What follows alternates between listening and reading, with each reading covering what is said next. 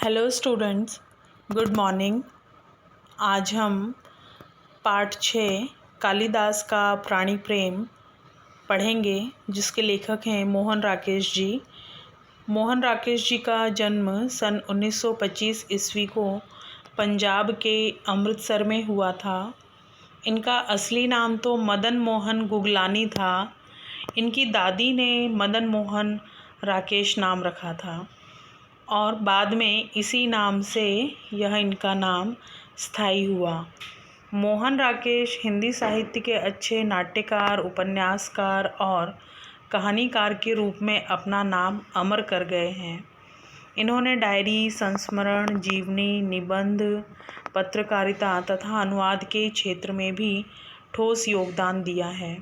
नाटक में आषाढ़ का एक दिन बहुत ही विख्यात और चर्चित नाटक रहा है। नाटक इनके मुख्य हैं आधे अधूरे, लहरों के राजहंस, आषाढ़ का एक दिन, एकांकी, अंडे के छिलके, बीज नाटक, आईने के सामने एवं सारा आकाश। आखिरी चट्टान तक उनकी गद्य रचनाएं हैं। यहाँ पर आषाढ़ का एक दिन से केवल एक अंश ही कालिदास का प्राणी प्रेम शीर्षक से प्रस्तुत किया गया है। नाटक के दो प्रमुख पात्र हैं मल्लिका और कालिदास। कालिदास बाण से घायल हरिणशावक को बचा लेता है और नाटककार ने यह कहना चाहा है कि अगर हम प्राण दे नहीं सकते तो किसी का प्राण लेने का अधिकार भी हमें नहीं है। मारने वाले से बचाने वाला महान है। वस्तुतः दंतुल ने शिशु हरिणशावक को घायल कर दिया, इसलिए इस प्रकार का व्यंग बाण लेखक उस पर ही चलाते हैं। अतः यहाँ पर जीव दया की बात बताकर कालिदास का प्राणी प्रेम प्रकट किया गया है। पशु पक्षी हमारे मित्र हैं, अतः उनका हनन नहीं होना चाहिए।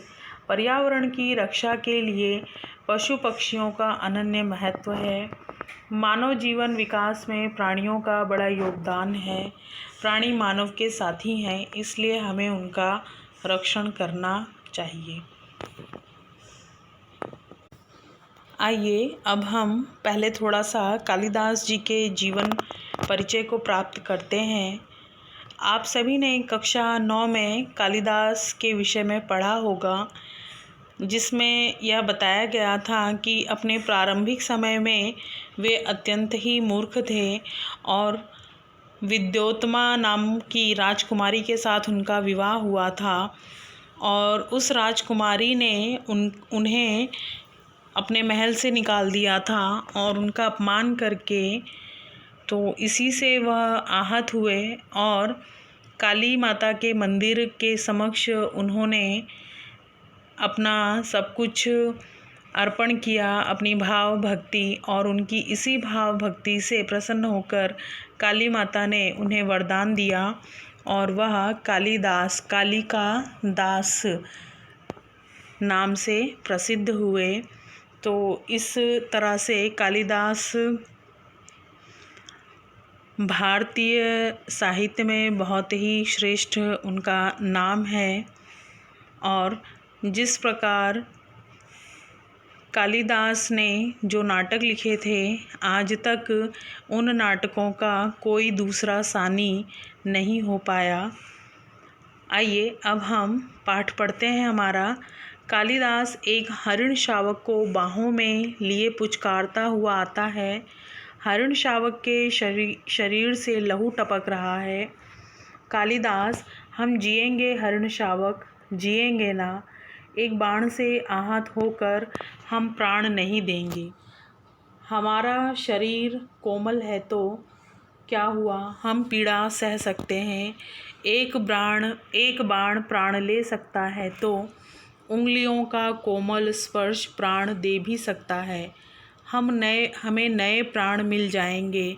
हम कोमल आस्तरण पर विश्राम करेंगे। हमारे अंगों पर धृत का लेप होगा। कल हम फिर वनस्थली में घूमेंगे। कोमल दूर्वा खाएंगे ना। मल्लिका अपने को सहेज कर द्वार की ओर जाती है। अब यहाँ पे देखिए, कालिदास जो है वह एक हरिणशावक, हरिण शावक अर्थात हिरण का छोटा बच्चा जो बाण से घायल हो गया है और कालिदास उसे अपने बाहों में लेकर उससे बातें करते हुए कहते हैं कि एक बाण प्राण नहीं ले सकता, अगर वो प्राण नहीं दे सकता तो क्या हुआ, हाथों का कोमल स्पर्श प्राण दे भी सकता है।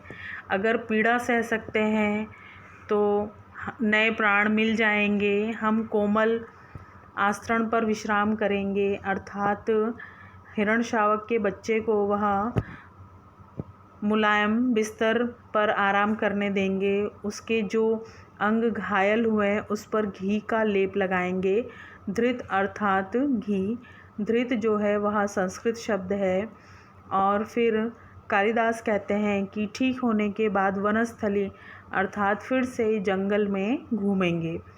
मल्लिका जो महिला पात्र है वह द्वार की ओर आती है। मल्लिका कहती है कि यह आहत हरिण शावक, वह प्रश्न करती है यह ऐसा कौन व्यक्ति है जिसने इसे आहत किया, क्या दक्षिण की तरह यहाँ भी।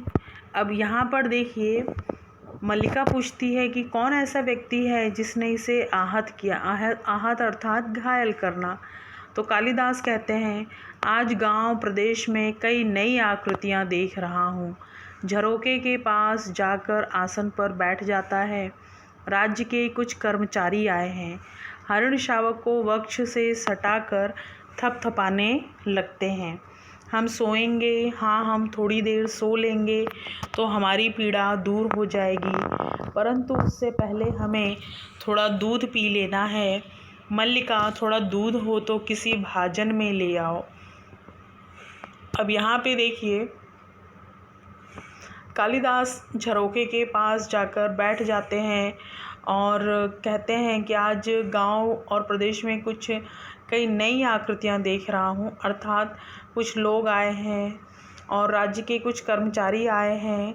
तो हरिण शावक को अपने सीने से सटाकर कालिदास उसे थपथपाने लगते हैं और कहते हैं कि हम सोएंगे, थोड़ी देर आराम कर लेंगे तो पीड़ा दूर हो जाएगी। कालिदास मल्लिका को थोड़ा दूध लाने के लिए कहते हैं। किसी पात्र में, भाजन अर्थात कोई पात्र, उसमें दूध ले आओ। मल्लिका, माँ ने दूध औटा कर रखा है, देखती हूँ। मल्लिका कहती है कि माँ ने दूध औटा कर रखा है, देखती हूँ। औटा कर रखना अर्थात दूध को उबाल कर रखना। चूल्हे के निकट रखे बर्तनों के पास जाकर देखने लगती है वह। अभी अभी 2-3 राज कर्मचारियों को हमने घोड़े पर जाते देखा है। माँ कहती है कि जब भी ये लोग आते हैं कोई ना कोई अनिष्ट होता है। वर्षा के रोमांच के बाद मुझे यह सब बहुत विचित्र लगा। दूध का बर्तन उठाकर दूध खुले बर्तन में उड़ेलने लगती है। माँ आज बहुत रुष्ट है। कालिदास हरिण शावक को बाहों से झुलाने लगता है। अब यहाँ पर मल्लिका जो है वह रसोई के पास चूल्हे के निकट जो बर्तन रखे हैं वहाँ जाकर देखने लगती है। तभी मल्लिका की माता कहती हैं कि उन्होंने 2-3 राज कर्मचारियों को घोड़े पर जाते देखा है और जब भी वे आते हैं तभी कुछ न कुछ अनिष्ट होता है। वर्षा के बाद वातावरण बहुत ही अच्छा रोमांचकारी हो जाता है, लेकिन यह सब कुछ विचित्र लग रहा है इन राज कर्मचारियों को देखकर। दूध का बर्तन उठाकर मल्लिका जो है एक खुले पात्र में बर्तन उड़ेलने लगती है, लेकिन मल्लिका को इस बात का एहसास हो जाता है कि उसकी माँ रुष्ट है और कालिदास जो है वह हरिण शावक को बाहों से झुलाने लगते हैं। कालिदास, हम पहले से सुखी हैं, हमारी पीड़ा धीरे धीरे दूर हो रही है, हम स्वस्थ हो रहे हैं। न जाने इसके रुई जैसे कोमल शरीर पर उससे बाण छोड़ते बना कैसे। वह कुलांच भरता मेरी गोदी में आ गया। मैंने कहा तुझे वहाँ ले चलता हूँ जहाँ तुझे अपनी माँ की सी आँखें और उसका सा ही स्नेह मिलेगा। अब यहाँ पे देखिए कालिदास जो है वह कहते हैं उनकी बातें हो रही हैं हरण शावक से और कह रहे हैं कि पहले हम कितने सुखी थे, हमारी पीड़ा मतलब कि जो हरण शावक है उसकी पीड़ा अब धीरे धीरे दूर हो रही है, वह स्वस्थ हो रहा है। ना जाने कौन है ऐसे रूई जैसे कोमल शरीर पर किसने बाण छोड़ दिया है, कैसे उसका मन हुआ इतने छोटे से बच्चे के ऊपर बाण छोड़ते हुए। और वह कुलांच भरता कालिदास की गोदी में आ गया। कुलांच भरता अर्थात उछलता कूदता जल्दी से। और मैंने कहा कि कालिदास ने कहा कि तुम्हें मैं वहाँ ले चलता हूँ जहाँ तुम्हें अपनी माँ जैसी आँखें और माँ का स्नेह मिलेगा। मल्लिका की ओर देखते हैं कालिदास और मल्लिका दूध लिए पास आ जाती है। मल्लिका, सच माँ आज बहुत रुष्ट है। माँ को अनुमान हो गया कि वर्षा में मैं तुम्हारे साथ थी, नहीं तो इस तरह भीग कर ना आती। माँ को अपवाद की बहुत चिंता रहती है। मल्लिका कहती है कि आज मल्लिका की माँ बहुत रुष्ट हो गई है। माँ को इस बात का अंदेशा हो गया है कि वर्षा में मल्लिका कालिदास के साथ ही थी और वह भीग कर घर ना आती। माँ को अपवाद की बहुत चिंता हो गई है। कालिदास कहते हैं, दूध मुझे दे दो और इसे बाहों में ले लो। दूध का भाजन उसके हाथ से ले लेता है। मल्लिका हरण शावक को बाहों में लेकर उसका मुंह दूध के निकट ले जाती है। कालिदास भाजन को उसके और निकट कर देता है। हम दूध नहीं पिएंगे, नहीं, हम ऐसा हठ नहीं करेंगे, हम दूध अवश्य पिएंगे। राजपुरुष दंतुल ड्योढ़ी से आकर द्वार के पास रुक जाता है। क्षण भर वह उन्हें देखता रहता है। कालिदास हरण को मुंह से दूध पिला देता है। ऐसे अब यहाँ पे देखिए, कालिदास मल्लिका से कहते हैं कि दूध तुम मुझे दे दो और इस हरण शावक को अपनी बाहों में ले लो। दूध का भाजन उसके हाथ से ले लेते हैं और उसे वहाँ दूध पिलाते हैं। इतने में एक राजपुरुष दंतुल जो है वह ड्योढ़ी के पास आकर द्वार के पास आकर रुक जाता है। ड्योढ़ी जो होता है वह दरवाजे के नीचे जो रास्ता होता है वह, जिसे हम ड्योढ़ी कहते हैं, तो वहाँ से आकर वह द्वार के पास रुक जाता है और वह देखता है कि कालिदास जो है वह हरण को मुख से दूध पिला रहे हैं। दंतुल दूध पिलाकर इसके कोमल मांस को और कोमल कर लेना चाहते हो। कालिदास और मल्लिका चौंक कर उसे देखते हैं। मल्लिका हरण शावक को लिए थोड़ा पीछे हट गई। कालिदास दूध का भाजन आसन पर रख देता है। अब यहाँ पे दंतुल कहते हैं कालिदास को कि क्या तुम इसे दूध पिलाकर इसके मांस को और कोमल कर लेना चाहते हो। कालिदास और मल्लिका दोनों चौंक जाते हैं। मल्लिका हरण शावक के लिए थोड़ा पीछे हट जाती है और कालिदास जो है वह दूध का पात्र नीचे ज़मीन पर आसन पर रख देते हैं। कालिदास, जहाँ तक मैं जानता हूँ हम लोग परिचित नहीं हैं। तुम्हारा एक अपरिचित घर में आने का साहस कैसे हुआ। दंतुल एक बार मल्लिका की ओर देखता है, फिर कालिदास की ओर। कालिदास उस राजपुरुष से कहते हैं कि जहाँ तक मेरा ख्याल है और मैं जानता हूँ कि हम लोग परिचित नहीं हैं, तो तुम एक अपरिचित घर में कैसे आ सकते हो। दंतुल एक बार मल्लिका को देखता है और फिर कालिदास की ओर। इसके बाद दंतुल कहता है कि कैसी आकस्मिक बात है कि ऐसा ही प्रश्न मैं तुमसे पूछना चाहता था।